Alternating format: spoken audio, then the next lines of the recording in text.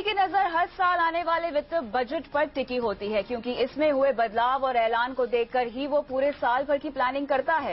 इस साल यूपीए 2 ने आखिरी बजट पेश किया, जिसमें इनकम टैक्स पेयर के हाथ कुछ नहीं लगा। हालांकि ऑटो सेक्टर और कंज्यूमर ड्यूरेबल सेक्टर के लिए एक्साइज ड्यूटी में बड़ी कटौती की गई है। जाहिर है, इससे गाड़ी, टीवी, फ्रिज के साथ देसी मोबाइल भी सस्ते हो जाएंगे। तो अंतरिम बजट 2014 के बाद कैसे होनी चाहिए आपकी टैक्स प्लानिंग? क्या क्या चीजें हुई हैं सस्ती? कितना असर पड़ेगा आपकी जेब पर? करते हैं अंतरिम बजट 2014 का हिसाब किताब। मैं हूं कविता थपलियाल और इस खास चर्चा में मेरे साथ हैं दो खास मेहमान, टैक्स गुरु सुभाष लखोटी और वाइस इन्वेस्ट एडवाइजर्स के हेमंत सिद्दीकी। आप दोनों का ही स्वागत है। सबसे पहले तो दोनों ही मेहमानों से हम जानना चाहेंगे कि इस अंतरिम बजट पर उनके क्या व्यूज है। लखोटिया जी, आप क्या कहते हैं? ओवरऑल बजट अगर मैं पूछना चाहूं तो आपको कैसा लगा? देखिए, ओवरऑल बजट को देखें तो सबसे पहले इस बजट की विशेष बात यह है कि करीब 10-15 साल में पहली बार बहुत लंबा आया है। 85 पॉइंटर्स हैं। पिछले वाले बजट के अंदर जो आया था बजट, उसमें थे 68 और उसके पहले थे 2004 के अंदर में केवल 50 पॉइंट्स। तो उस हिसाब से कह सकते हैं आप कि ये बजट मोटा ताजा है। पर मोटे ताजे बजट से उम्मीद थोड़ी हमारी ज्यादा हो जाती है। पर दुर्भाग्य की बात है, जहां तक इंडिविजुअल टैक्स पेयर है, इनकम टैक्स की बात है, इस पूरे के पूरे बजट से इनकम टैक्स वाले मुद्दे पर कहीं पर भी असर नहीं पड़ा है। आखिर इंटरिम बजट है ना। बिल्कुल, तो यहाँ पे 85 पॉइंटर्स का, जैसे कि आपने बताया, काफी मोटा ताजा बजट निकल कर आया है। आम आदमी के लिए, आप जैसे और हम जैसे लोगों के लिए क्या मायने निकल कर आते हैं, आगे करेंगे चर्चा। लेकिन हेमंत, जानना चाहूंगी आपसे ओवरऑल बजट को लेकर आपका क्या कहना है?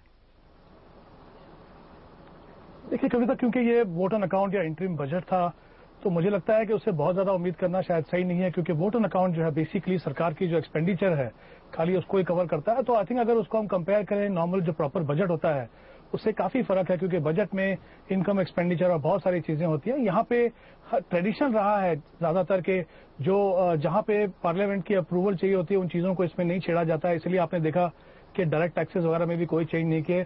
इनडायरेक्ट टैक्सेस जो है वो चेंजेस हो सकते हैं और वहीं पे वित्त मंत्री ने उसको चेंज किया। तो मुझे लगता है कि उसमें बहुत ज्यादा उम्मीद करनी ठीक भी नहीं थी। और एक चीज अच्छी यहाँ पे ये है कि एटलीस्ट इलेक्शन से पहले उन्होंने ऐसा नहीं किया कि बहुत कुछ जो है वो फ्री बीज जो है वो दे दी हैं, क्योंकि वो कहीं ना कहीं फिर वो मार्केट, चाहे डेट मार्केट हो चाहे इक्विटी मार्केट हो, उसको नेगेटिवली इम्पैक्ट करता है। बिल्कुल, तो हेमंत, आपके मुताबिक तो उम्मीद हमें नहीं करनी चाहिए थी कि आम टैक्स पेयर के लिए कुछ खास निकल कर आए, लेकिन फिर भी यहाँ पर जैसे कि हम सबकी धारणा थी, उम्मीदें तो हम सब ही करते हैं, हालांकि टेक्निकली सही नहीं है जैसा कि बताया हेमंत ने भी। लेकिन अब जो बचा फाइनेंशियल ईयर है, लखोटिया जी, क्या करना चाहिए एक आम आदमी को, एक आम टैक्स पेयर को? अब किस तरह की रणनीति अपनानी चाहिए अपनी टैक्स प्लानिंग को लेकर? सबसे पहले तो हाँ, जेब में अगर हो पैसे तो सबसे पहले फटाफट गाड़ी खरीद लो, स्कूटर खरीद लो, क्योंकि ये तो भरोसा है मुझे कि कुछ समय बाद, जून के बाद डेफिनेटली इसकी एक्साइज ड्यूटी में परिवर्तन वापस आ जाएगा। आपकी जेब पे असर नेगेटिव पड़ेगा। इसलिए अगर जेब में पैसे हों तो फटाफट गाड़ी वगैरह खरीद लो। अब आइए नॉर्मल टैक्स प्लानिंग की बात, पर्टिकुलरली इस फाइनेंशियल ईयर 2013-14, 31 मार्च 2014 के पहले हमें निवेश करना है। क्या स्ट्रेटेजी अपनाएं? कुछ बदलाव आया इस बजट से? बिल्कुल नहीं, बिल्कुल राहत की बात है, चिंता की बात ही नहीं। कुछ भी याद नहीं रखो, इस मोटे ताजे 80 ऑड पॉइंट्स को बिल्कुल याद नहीं रखना है, क्योंकि टैक्स प्लानिंग के लिहाज से जो आप कर रहे थे, जो आपकी प्लानिंग थी, वो करते जाइए। कहने का सीधा मतलब यह है कि 31 मार्च 2014 एंडिंग के लिए 80C का बेनिफिट ले लो। राजीव गांधी इक्विटी स्कीम में नहीं लिया बेनिफिट, वो भी ले लो। 80D का भी ले लो बेनिफिट। और इस प्रकार जो बेनिफिट हमको आज मिल रहे हैं उनका लाभ पूरा ले लो। एक्स्ट्रा कुछ भी नहीं है और ऐसा कोई भी नहीं है प्रोविजन कि इसकी वजह से बदलाव आया और एक पर्टिकुलर आइटम में हम निवेश नहीं करें या प्रॉब्लम आएगी आने वाले समय में। कुछ भी नहीं है, प्लेन एंड सिंपल सी बात है। लेकिन यहाँ पर एक बात मैं पूछना चाहूंगी आपसे लखोटिया जी, सुपर रिच टैक्स जो पिछले साल काफी चर्चा में था, यहाँ पर हमने देखा है कि उसको जारी रखा गया है। इसको आप कैसे देखते हैं? एक्चुअली जारी वैसे रखा भी गया है, नहीं भी रखा गया है। सुपर रिच टैक्स तो वो हो रहा था जहां पर 5% एक्स्ट्रा टैक्स देने की बात थी। करीब 35% टैक्स बन जाता, वो होते सुपर टैक्स पेयर। वो न पिछले साल लगा है, न अभी आया है, न उसकी कोई चर्चा है। हाँ, अगर है तो केवल 10% जो सरचार्ज लग रहा था लास्ट ईयर वो बरकरार रहेगा, पर बरकरार रहे तो असर नहीं आएगा, क्योंकि फुल फ्लेजेड जब बजट आएगा वो पूरे फाइनेंशियल ईयर 2014-15 के लिए आएगा और वो नई सरकार लेके आएगी। और बजट जब भी लाए जुलाई अगस्त में जब भी पास हो बजट, पर चालू होगा वो बजट के प्रावधान 1 अप्रैल 2014 से। इसलिए किसी भी प्रकार की चिंता आज हमें नहीं करनी है। पर मेरे ख्याल से मेहरबानी करके आप ये सुपर रिच टैक्स का बोलना बंद कर दें, क्योंकि बार बार ज्यादा बोलेंगे तो सब वित्त मंत्री जी जो बनने वाले हैं, सब वित्त मंत्री जी जो भी वित्त मंत्री बने वो सोचेंगे भैया इतनी बात चल रही है तो अगली बार हम आ जाते हैं सरकार में तो सुपर रिच टैक्स तो लगा ही देंगे। मेरा मानना है बल्कि टैक्स रेट थोड़ी सी कम होनी चाहिए, तब जाके टैक्स की चोरी नहीं होगी, ईमानदारी से टैक्स आएगा और ढेर सारा पैसा आ जाएगा सरकार की झोली में। बिल्कुल, आपका ये पॉइंट काफी वैलिड है लखोटिया जी, लेकिन यहाँ पर टैक्स पेयर्स के लिए तो राहत की बात है ही। हेमंत, जानना चाहूंगी आपसे फाइनेंशियल प्लानिंग के एंगल से अगर मैं समझना चाहूं तो यहाँ पे हमारे पास जो कुछ 3 महीने रह गए हैं, क्या कोई रणनीति में बदलाव करना चाहिए काम निवेशक को? देखिए, फाइनेंशियल प्लानिंग जो है बेसिकली एक प्रोसेस है, वो काफी लंबा प्रोसेस रहता है। यानी आप अपने आप डिसाइड करते हैं कि किस तरह की एसेट क्लासेस और किस तरह की इन्वेस्टमेंट ऑप्शन में इन्वेस्ट करेंगे। ये जब इवेंट होते हैं जैसे आज हुआ वोट ऑन अकाउंट या जो इंटरिम बजट है, मुझे लगता है ये आपके पोर्टफोलियो में थोड़ी सी बदलाव कर सकता है कि अगर आप देखें कि फिस्कल डेफिसिट कैसा है या और जो दूसरे फैक्टर्स वहां पे आते हैं, बट ये एक डिसाइडिंग फैक्टर नहीं होना चाहिए कि किस तरह से आप अपनी फाइनेंशियल प्लानिंग करें। और मेरा ये मानना है कि अगर आपने एज एन इन्वेस्टर अभी तक फाइनेंशियल प्लानिंग शुरू नहीं की है तो आप कभी भी कर सकते हैं, उसके लिए आपको बजट या किसी भी बड़े इवेंट की वेट करने की जरूरत नहीं है। चलिए, तो यहाँ तो बात हो गई है टैक्स पेयर्स को राहत मिलने की, लेकिन फिलहाल वक्त है ब्रेक का, और ब्रेक के बाद हम बताएंगे कि आपकी स्पेंडिंग हैबिट्स अब इन 3 महीनों में कैसी रहनी चाहिए। जिन जिन चीजों पे यहाँ पे हमने देखा है कि एक्साइज ड्यूटी में कमी आई है, उनको लेकर आपको किस तरह की रणनीति अपनानी चाहिए, ये सब जानेंगे हमारे एक्सपर्ट से इस ब्रेक के बाद।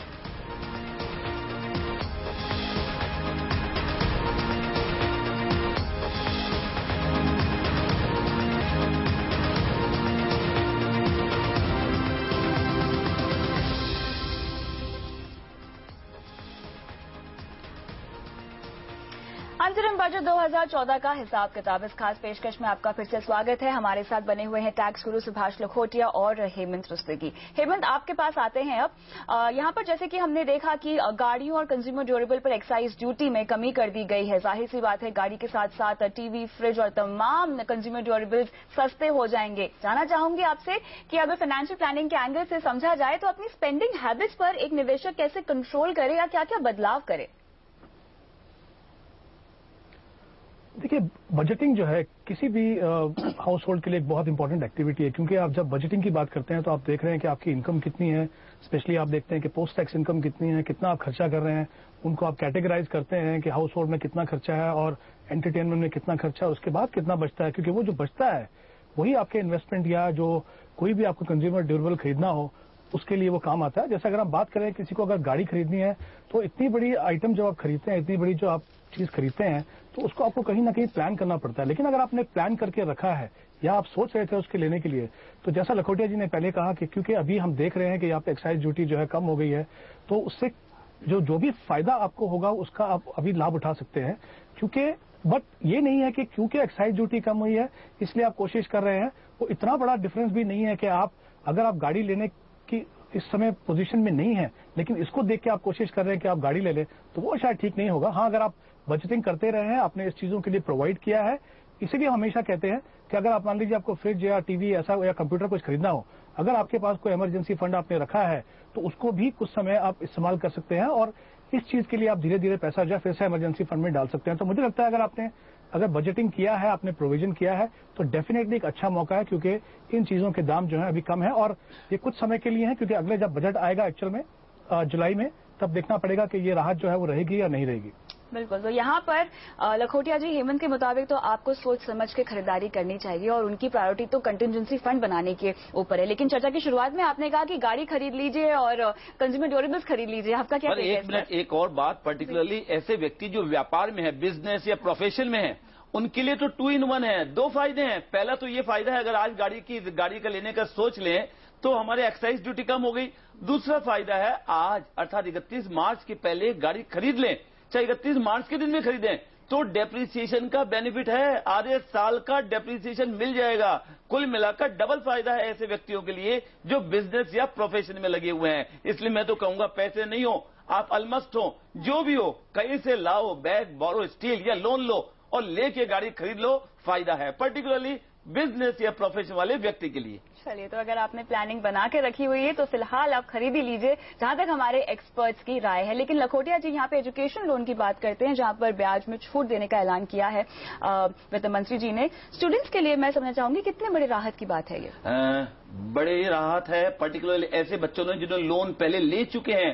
पर कई, आज मुझे अभी जब ये आया इंटरिम बजट, उसके बाद कई कॉलेज के स्टूडेंट मिल गए नीचे, स्टूडियो के नीचे, बोले सर ये तो बहुत अच्छा रिलीफ हो रहा है, हमारे को ब्याज नहीं देना पड़ेगा, अब हम लोन लेंगे और हायर एजुकेशन करेंगे। मैंने कहा रुक जा, जाने वाले रुक जा। उनको कहा क्योंकि अगर आप ले लोगे लोन आज, तो इस इंटरिम बजट से कोई भी लाभ होने वाला नहीं है। हमारे कई बच्चे ये सोच रहे हैं कि जो रिलीफ मिला है इंटरेस्ट नहीं देने का, हम लोन ले लेंगे, ब्याज नहीं चुकाएंगे, उसके लिए है फायदा, उसके लिए नहीं है। ये तो पुराने वाले ब्याज के लिए है। पर कुल मिलाकर डेफिनेटली बहुत अच्छा ये है प्रोविजन। पर वैसे लोग दुखी वो लोग होंगे जिन्होंने दुख सुख पाके ब्याज का भुगतान तो कर दिया, उनको कोई रिलीफ नहीं है। जिन्होंने नहीं दिया वो सुखी है। लेकिन लखोटिया जी, जिन्होंने यहाँ पे टैक्स प्लानिंग इस लोन को ध्यान में रखकर की है, तो अब उनकी क्या रणनीति होनी चाहिए? जो छूट अब सरकार दे रही है ब्याज में, अब किस तरह की टैक्स प्लानिंग वो करें? अब रणनीति बिल्कुल ही नहीं है, कोई नीति नहीं है। आराम से सो जाओ, जो लोन लिया हुआ है उसका ब्याज चुकाते रहना पड़ेगा। और साथ ही साथ आने वाले समय में ये मत एक्सपेक्ट करो कि अगले साल शायद वित्त मंत्री जी हमारे लिए फिर रिलीफ दे रहे हैं। भैया, आप अगर रिलीफ भी एक्सपेक्ट करोगे ना, तो 5 साल बाद करना। कम से कम 2014 का जो फुल बजट आएगा उसमें रिलीफ बिल्कुल नहीं है। और एक कुल मिला के मैं ये भी कहूंगा कि हमारे स्टूडेंट्स को चाहिए कि लोन का पूरा लाभ लें, जैसे भी हो पढ़ाई के लिए लोन करें, क्योंकि लोन लें और लोन लेके और ब्याज का भुगतान करेंगे, टैक्स का तो बेनिफिट होगा। ये छोटी बात है, पर बड़ी बात यह है, फायदे की बात यह है कि ओवरऑल उनकी इनकम बढ़ जाएगी। इसलिए अपनी इनकम बढ़ाने के लिए पढ़ाई करो, लोन लो, ब्याज का भुगतान करो। चलिए, तो यहाँ पर तो बात होगी उन तमाम मुद्दों की जो आज वित्त मंत्री ने बजट में पेश किए हैं। लेकिन फिलहाल वक्त है ब्रेक का, और ब्रेक के बाद आपको बताएंगे कि 2015 के लिए आपकी रणनीति क्या होनी चाहिए, आपको किस तरह की इन्वेस्टमेंट्स करने की चाहिए, साथ ही करने की जरूरत है, और साथ ही किस तरह की टैक्स प्लानिंग आपको करनी चाहिए। ये सब जानेंगे इस ब्रेक के बाद।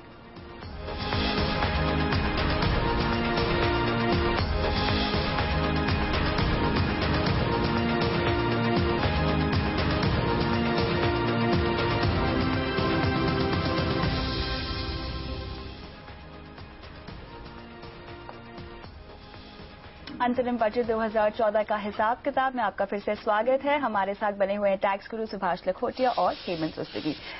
लखोटिया जी, अभी बात करते हैं 2014-15 की टैक्स प्लानिंग को लेकर। जाहिर तौर पे जो नई सरकार बजट लाएगी उस पर तो हमारी नजर बनी ही रहेगी, लेकिन अब किस तरह की अप्रोच होनी चाहिए टैक्स प्लानिंग को लेकर एक आम आदमी की? ऐसा है, 1 अप्रैल 2014 से नया फाइनेंशियल ईयर शुरू होगा और उसके लिए बजट आएगा। मान लो जुलाई अगस्त में पास हो जाएगा, बजट आएगा, नए प्रावधान आएंगे, तो अगले साल की प्लानिंग आज कोई विशेष नहीं करनी चाहिए, क्योंकि हमें पता नहीं क्या है, कौन से प्रोविजन एप्लीकेबल होंगे, नहीं होंगे, नए कोई और अच्छे वाले टैक्स सेविंग वाले विस्तार आएंगे, या जहां पर आज सेविंग होती है उस पे अगले वर्ष के लिए बंद हो जाएगा। इसलिए सब कुल मिलाकर हमको अप्रैल के बाद के वर्ष के लिए, अर्थात 2014-15 के लिए प्लानिंग स्टार्ट करनी चाहिए जब हमारा अगला बजट आ जाए।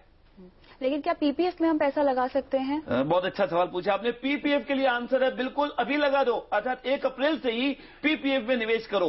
उसका एक फायदा है कि पीपीएफ का ब्याज टैक्स फ्री है, 80C के तहत छूट भी देता है। इसलिए उत्तम यही रहता है कि जहां तक हो सके पीपीएफ वाले अकाउंट में पैसा जितना जल्दी हो सके वर्ष में जमा करा देना चाहिए। वहां तक अच्छी बात है, उसमें जमा कराइए। पर अन्य निवेश को 80C के अन्य आइटम्स में जहां निवेश करने के ढेर सारे विकल्प है, उसके लिए एक छोटा सा ब्रेक लगा दीजिए और वेट करिए जब नया बजट आ जाए। बिल्कुल, लेकिन पीपीएफ में आप पैसा लगा सकते हैं। हेमंत, अब पोर्टफोलियो प्लानिंग की बात करते हैं, खासतौर से एसेट एलोकेशन यहाँ पर कैसा होना चाहिए? इलेक्शंस को भी हमें ध्यान में रखना पड़ेगा, तो निवेशक की स्ट्रैटेजी क्या होनी चाहिए फिर? देखिए, जैसे मैंने पहले कहा, जो एसेट एलोकेशन है वो बेसिकली उसमें 3 इंपॉर्टेंट फैक्टर्स हैं। एक तो आपकी जरूरत क्या है, आपका टाइम होराइजन कितना, आप किस तरह का रिस्क प्रोफाइल है। तो वो एक ऐसा प्रोसेस है, मुझे लगता है वो इवेंट ड्रिवन नहीं होना चाहिए। लेकिन जब आप एसेट एलोकेशन करते हैं और उसके अंदर जब आप प्रोडक्ट सिलेक्शन करते हैं, जैसे इक्विटी में या डेट में अगर आपको डालना है, जैसे अगर हम डेट की बात करें, जो भी इन्वेस्टमेंट आप डेट में करते हैं, अगर आप मान लीजिए म्यूचुअल फंड में इन्वेस्ट करते हैं, 2-3 इंपॉर्टेंट नंबर जो यहाँ पे सामने आए हैं, फिस्कल डेफिसिट जो है वो 4.6 है, जबकि अनुमान था कि वो 4.8 होगा। करंट अकाउंट डेफिसिट जो है 45 बिलियन है, जबकि अनुमान था कि 50 बिलियन होगा। तो ये जो इंडिकेशन, और जो हम देख रहे हैं कि इन्फ्लेशन भी जो है, हालांकि फूड इन्फ्लेशन अभी भी एक वरी है, लेकिन ओवरऑल इन्फ्लेशन जो है कम आ रहा है। तो ये क्या दर्शाता है कि यील्ड जो है शायद वो पीक पे है। इसका मतलब ये है कि अगर आपको किसी फिक्स टर्म के लिए लगाना है तो आप फिक्स मैच्योरिटी प्लान में जा सकते हैं, लेकिन आगे जाके इंटरेस्ट रेट कम होगा कि नहीं होगा वो अभी से अंदाजा लगाना थोड़ा मुश्किल है। तो मेरा ये मानना है कि इन्वेस्टर्स को बहुत जल्दी में नहीं होना चाहिए ड्यूरेशन फंड या एग्रेसिव इनकम फंड में डालने के लिए। वहां भी अगर आप देखते हैं तो शॉर्ट टर्म फंड देख सकते हैं या जो अक्रूवल फंड है उनको देखिए।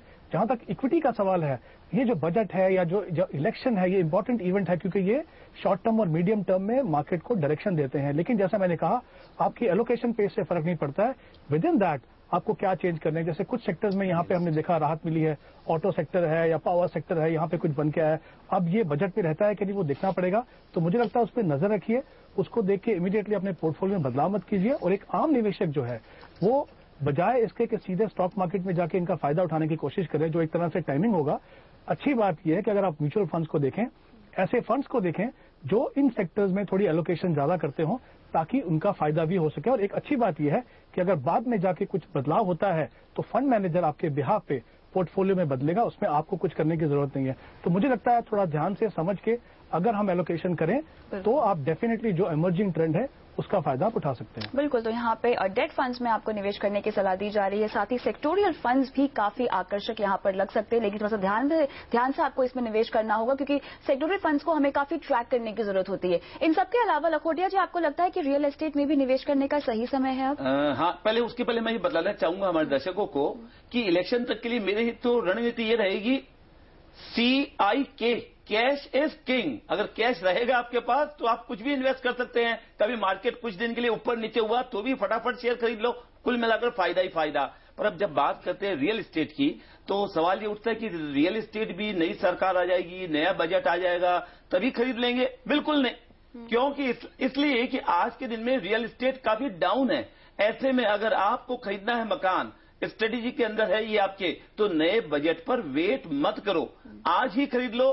टैक्स का इंसेंटिव मिलेगा या नहीं मिलेगा वो सेकेंडरी है, आपको मकान सस्ता मिल जाएगा, ये मेरी धारणा है। और सबसे बेहतर विकल्प तो यही होगा कि आप एक प्लॉट ऑफ लैंड ले लें, वो सबसे अच्छा रहेगा। चलिए, तो यहाँ पे रियल एस्टेट में भी आपको जल्द से जल्द निवेश कर लेना चाहिए। लेकिन यहाँ पे वक्त हो गया इजाजत लेने का, लेकिन जाने से पहले आप दोनों से ही जानना चाहूंगी कितने नंबर आप वित्त मंत्री को देंगे आज के अंतरिम बजट के लिए। सबसे पहले हेमंत। देखिए कविता, जैसे मैंने कहा इंटरिम बजट है, अगर हम देखें उस हिसाब से कि उन्होंने फ्री बीज नहीं दिए, और जिस तरीके से बजट, स्पेशली ये कि उन्होंने जो फिस्कल डेफिसिट और जो करंट अकाउंट डेफिसिट को कंट्रोल में रखा है, मुझे लगता है 10 में से 6। 10 में से 6। लखोटिया जी, आप कितना देंगे? ऐसा है जी, मैं इसलिए कम देना चाहूंगा क्योंकि वित्त मंत्री जी ने इस समय 10 पॉइंट प्रोग्राम दिए हैं। उनके हिसाब से अगली सरकार जो भी आए क्या करना चाहिए, पर 10 पॉइंट में इनकम टैक्स पेयर्स को राहत वाली एक भी आइटम नहीं है। इसलिए मैं तो वित्त मंत्री जी को 10 में से 4 नंबर ही दे पाऊंगा। उप्स, यहाँ पे 10 में से 4 नंबर दिए हैं लखोटिया जी ने, और हेमंत उसकी देते हैं यहाँ पर 6 नंबर 10 में से। तो चलिए, जहां तक टैक्स पेयर्स की बात है, कुछ खास ऐलान तो नहीं हुए, लेकिन राहत की बात यह कि कुछ बदलाव भी नहीं हुए। जहां तक निवेश की रणनीति की बात है, जैसे कि हेमंत ने आपको बताया, डेट फंड्स में आपको निवेश की शुरुआत कर लेनी चाहिए। रियल एस्टेट भी एक बेहतरीन ऑप्शन है लखोटिया जी के मुताबिक, जिनमें आप निवेश कर सकते हैं। बहुत बहुत शुक्रिया आप दोनों का ही इस खास चर्चा में आज हमारे साथ शामिल होने के लिए। वक्त हो गया इजाजत लेने का, बने रहिए हमारे साथ।